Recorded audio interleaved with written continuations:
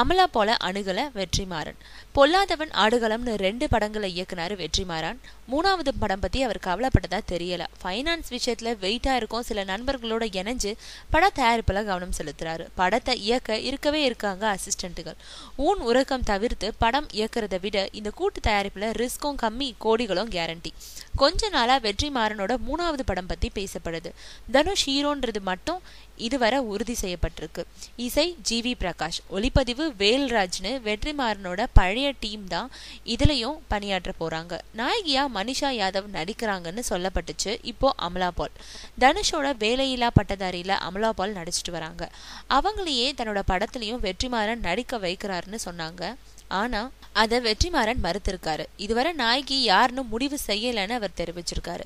இந்த படத்துல மலைகள்ல தேன் எடுக்கிறவரா வராராம் தனுஷ். அதுக்காக காடும் மலையும் சார்ந்த லொகேஷனா பார்த்துக்கிட்டு இருக்காங்களாம்.